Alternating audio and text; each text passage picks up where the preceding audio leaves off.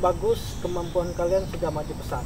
Udah saatnya Buddha memberi pusaka ini sebagai simbol menjadi guru.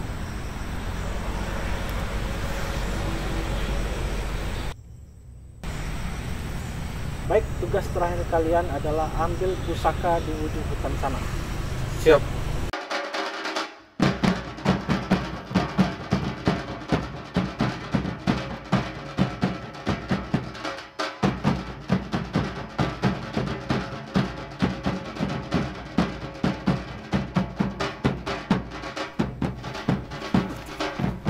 Kalian mau cari apa di sini? Tidak perlu tahu.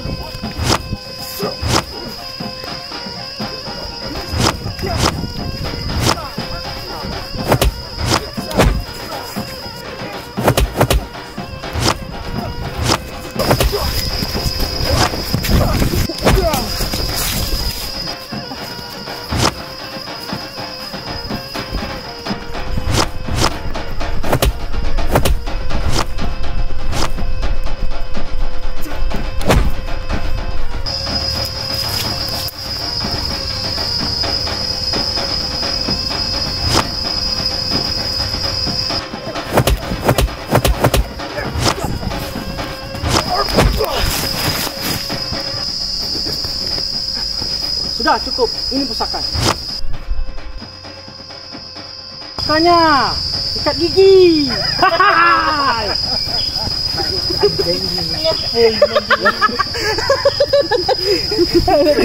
Lu iso tahu.